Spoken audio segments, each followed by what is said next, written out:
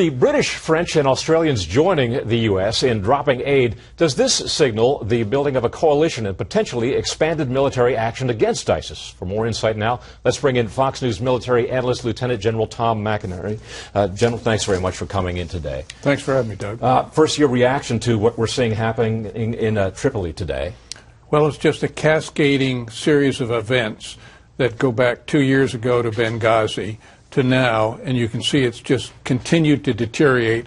Very worrisome. Libya is going in the hands of the radical Islamists. Very dangerous. And in the broader picture, another piece of evidence of the weakening of U.S. foreign policy. Absolutely. And that's why, Doug, I believe the president ought to make some decisions, and one of them is to go to DEFCON 1, which we've never done before, but it means imminent danger and of chance of war, and Secretary Hagel over a week ago said that this threat is imminent with ISIS. We don't know what's coming at us, and so we've got to change our warning system, not the system, but alert our people that we are in a very dangerous time. It seems to me that we're looking at, right now in the present time, a profound disconnect between what we're seeing and hearing from the White House and what we're seeing and hearing from the Pentagon. I want you to take a look at these two sound bites, one from Josh Earnest on Friday, the White House press secretary, and also from Rear Admiral John Kirby, the Pentagon press spokesman.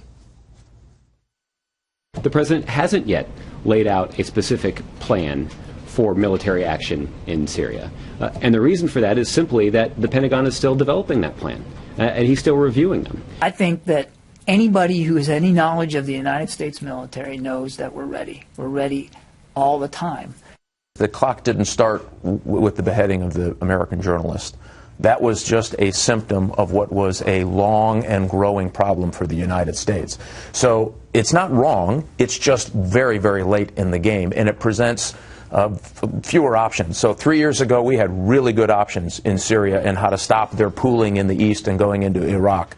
2 years ago, we had better options, not great options. Today, our options are far more limited, far more dangerous, and will call for far more engagement. General, you know the people in the Pentagon. Are they frustrated with the situation? Well, even more important is I know how the system works, Doug. But in answer to your question, they are extremely frustrated, and the system works. The president puts out strategy objectives. We defeat ISIS, we deter them, we dissuade them. Whatever the objectives are, they come from the White House. The Pentagon plans and executes. They are ready to do anything the president wants, but as you can see from the two previous sound bites, the president is not making decisions, and that is deeply frustrating, and frankly, it is endangering our national security. Winston Churchill, who is one of the great historical figures of modern day or of the 20th century, and probably no favorite of the president's, said that one of the worst things you can do in warfare, and I guess the White House would dispute whether or not we were actually engaged in war. I think ISIS is probably not disputing that. But he said one of the worst things you can do in war is to be indecisive. And it still is the same thing. And we are indecisive. So where is it popping up? It pops up in Libya, as we've just seen. It pops up in the Ukraine. It's popping up throughout the Middle East.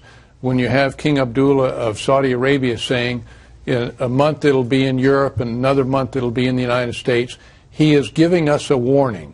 And that's why I say as we lead up to 9/11, we must increase our alert status globally. We don't know what's going to come at us, whether it's big or little, whatever, but we must have the mindset that we think it is a very perilous time. But what are the potential downsides, the consequences of arming some of the moderate rebels in Syria? When we see reports like what happened just last week, that the Free Syrian Army was apparently participating in the abduction of 40-some UN peacekeepers in the Golan Heights. Are these the people that we want to start supplying with weapons? Well, two different things, in the Ukraine and in Syria.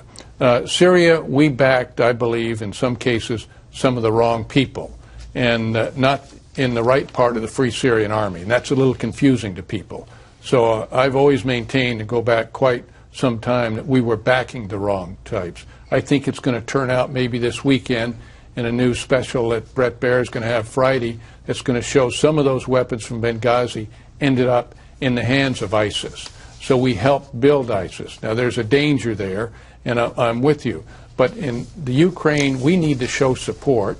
in Iraq against Syria and in Iraq, we need to show support that we're going to go and take down, I believe, take down ISIS. And we can do that without boosting Bashir al-Assad if we back the right groups and we attack those parts of the ISIS elements that are doing the attacks into Iraq. That's what we need to focus on, and we need to do it now. Lieutenant General Tom McInerney, always appreciate your insights, sir. Thank you very much. Thanks, Doug.